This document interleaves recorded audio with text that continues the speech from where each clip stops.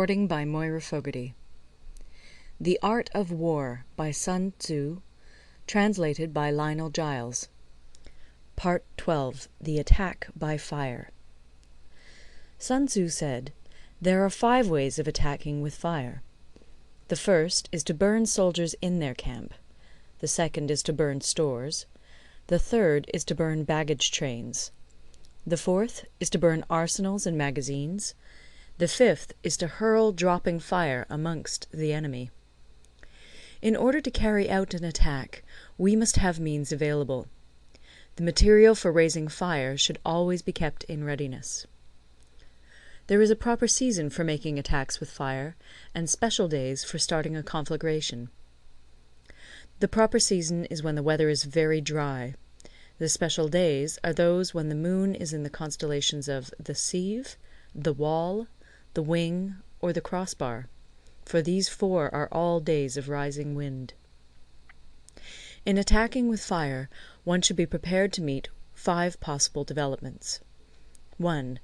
When fire breaks out inside to enemy's camp, respond at once with an attack from without. 2. If there is an outbreak of fire, but the enemy's soldiers remain quiet, bide your time and do not attack.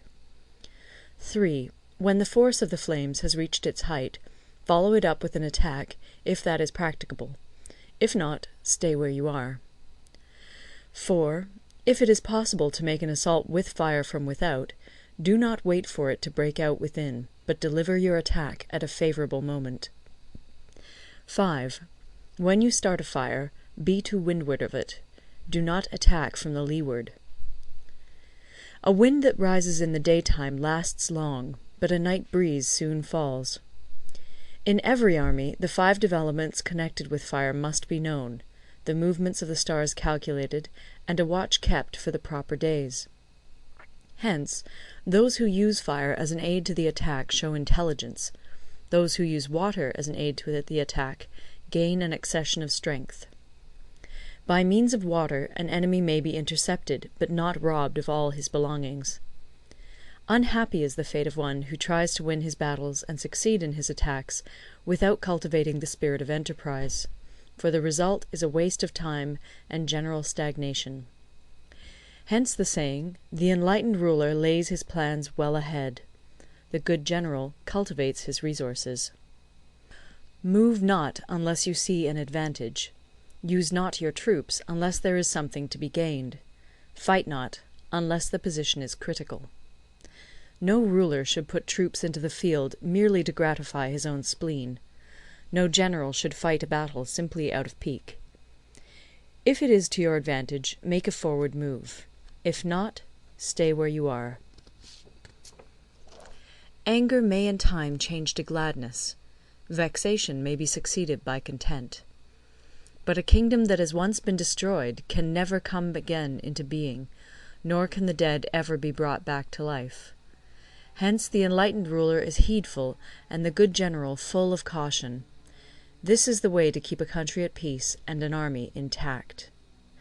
End of Part 12. Part 13. The Use of Spies. Sun Tzu said, "Raising a host of 100,000 men, and marching them great distances, entails heavy loss on the people, and a drain on the resources of the state. The daily expenditure will amount to 1,000 ounces of silver. There will be commotion at home and abroad, and men will drop down exhausted on the highways. As many as 700,000 families will be impeded in their labour. Hostile armies may feast each other for years, striving for the victory which is decided in a single day. This being so, to remain in ignorance of the enemy's condition simply because one grudges the outlay of 100 ounces of silver in honours and emoluments is the height of inhumanity. One who acts thus is no leader of men, no present help to his sovereign, no master of victory. Thus, what enables the wise sovereign and the good general to strike and conquer and achieve things beyond the reach of ordinary men is foreknowledge. Now, this foreknowledge cannot be elicited from spirits. It cannot be obtained inductively from experience, nor by any deductive calculation. Knowledge of the enemy's dispositions can only be obtained from other men. Hence the use of spies, of whom there are 5 classes: 1. Local spies, 2. Inward spies, 3. Converted spies, 4. Doomed spies, 5. Surviving spies. When these 5 kinds of spy are all at work, none can discover the secret system.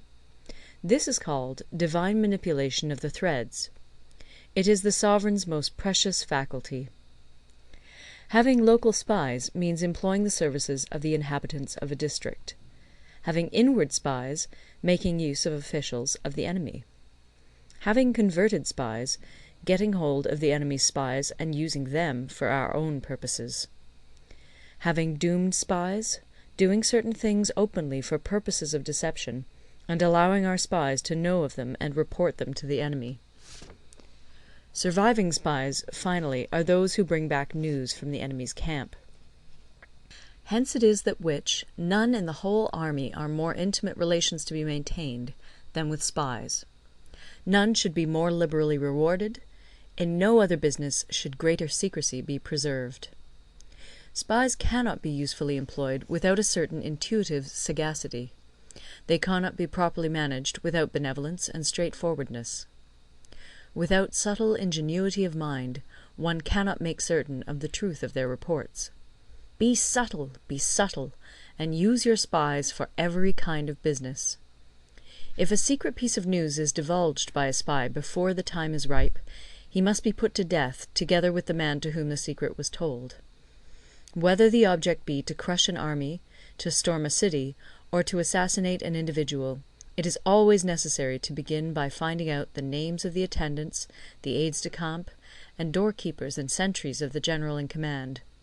Our spies must be commissioned to ascertain these. The enemy's spies, who have come to spy on us, must be sought out, tempted with bribes, led away, and comfortably housed. Thus they will become converted spies and available for our service. It is through the information brought by the converted spy that we are able to acquire and employ local and inward spies. It is owing to this information again that we can cause the doomed spy to carry false tidings to the enemy. Lastly, it is by this information that the surviving spy can be used on appointed occasions. The end and aim of spying in all its 5 varieties is knowledge of the enemy, and this knowledge can only be derived in the first instance from the converted spy. Hence it is essential that the converted spy be treated with the utmost liberality. Of old, the rise of the Yin dynasty was due to Yi Qi, who had served under the Xia. Likewise, the rise of the Chu dynasty was due to Liu Ya, who had served under the Yin. Hence it is only the enlightened ruler and the wise general who will use the highest intelligence of the army for purposes of spying, and thereby they achieve great results. Spies are a most important element in water, because on them depends an army's ability to move. End of The Art of War. Recorded in Toronto, Ontario by Moira Fogarty, October 2006.